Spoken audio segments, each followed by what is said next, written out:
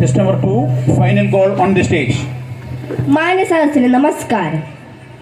ഒട്ടുട്ടെ മരുമകനെ കൗരവരെ ആടട ആട് ആനന്ദ ചുവട് വെച്ചാട്.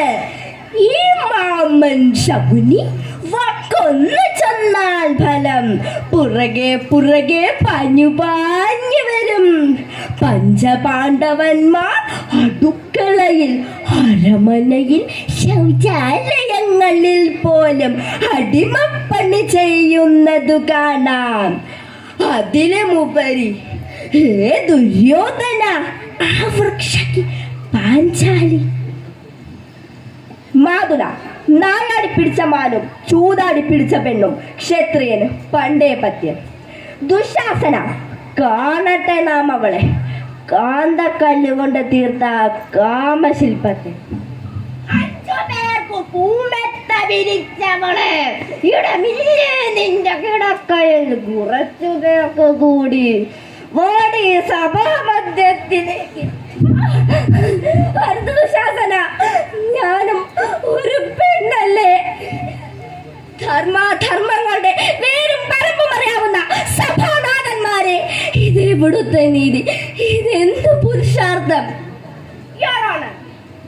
നീതിയെയും ന്യായത്തെയും പറ്റി പറയാൻ ഇവൾക്ക് എന്ത് അവകാശമാണുള്ളത്? പ്രതിപട്ടികയിൽ 1 2 അല്ല, 20-ലേറെ പുരുഷന്മാരാണുള്ളത്. ഹേ സ്ത്രീ, ആ 20 പുരുഷന്മാരെ നിനക്ക് എവിടെ വെച്ചെങ്കിലും കണ്ടു പരിചയമുണ്ടോ? എവിടെ വച്ച്, എങ്ങനെ? തെളിവിനായുണ്ടോ വല്ല അടയാളങ്ങൾ വല്ലതും? എല്ലാം വന്ന് 10-15 വർഷങ്ങൾക്ക് മുമ്പ് നടന്ന കാര്യങ്ങളാണ്. ഇതിനെപ്പറ്റി എൻ്റെ അടുത്ത് ഒന്നും ചോദിക്കരുത്.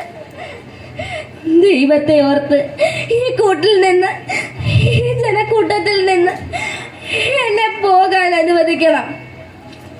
ഈ കോടതിക്ക് നിന്നോട് ചില ചോദ്യങ്ങൾ കൂടി ചോദിക്കാനുണ്ട്. അത്രയും പുരുഷന്മാരുടെ കൂടെ പല പല സ്ഥലങ്ങളിൽ മാറി മാറി നടന്നപ്പോൾ നീ എന്തുകൊണ്ട് രക്ഷപ്പെടാൻ നോക്കിയില്ല? ഇതിന് കാരണം നീ നിന്റെ സ്വന്തം സുഖത്തിന് വേണ്ടി ഇറങ്ങി തിരിച്ചതാണെന്ന് കോടതി കരുതുന്നു. സുഖം, കൊള്ളാവുന്ന ഒരു ജോലി, തെറ്റില്ലാത്ത ശമ്പളം, അത്രേ നമ്മൾ കരുതിയുള്ളൂ. കൊണ്ടുപോകാൻ വന്നപ്പോ ഇളയമ ഇത് തന്നെ പറഞ്ഞ് സുഖം. ഇതൊക്കെ അവിടെ നല്ല സുഖമായിരിക്കടി. TV, fridge, AC, washing machine, ഒന്നിടത്തില്ലാത്ത സറ്റുകളില്ല എൻ്റെ മോളെ. അങ്ങനെയെങ്കിലും എൻ്റെ വാപ്പാക്കും ഉമ്മാക്കും അന്നെ കൊണ്ടൊരു ഫോണം വിളിക്കട്ടെ എൻ്റെ മോളെ. നീ വാ എൻ്റെ ഐഷു ചങ്കപ്പോ. ഹായ്, നിങ്ങൾ എന്തേ പറയണേ? ഈ തങ്കപ്പനെ കൊച്ചിനെ എത്തോടടുത്ത് അങ്ങോട്ട് എത്തിക്കും. ഈ തങ്കപ്പ ഒരു വാക്ക് പറഞ്ഞ വാക്കാ.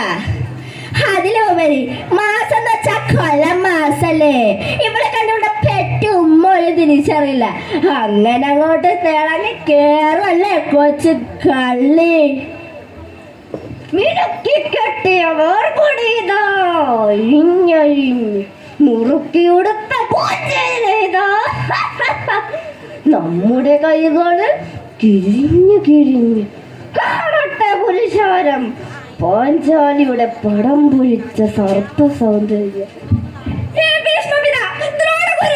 കാണുന്നില്ലേ നിങ്ങൾ ഒരു പാവമനാഥ പെണ്ണിനോടുള്ള അതിക്രമങ്ങൾ? പെണ്ണു പെറ്റുണ്ടായവരല്ലേ നിങ്ങളൊന്നും?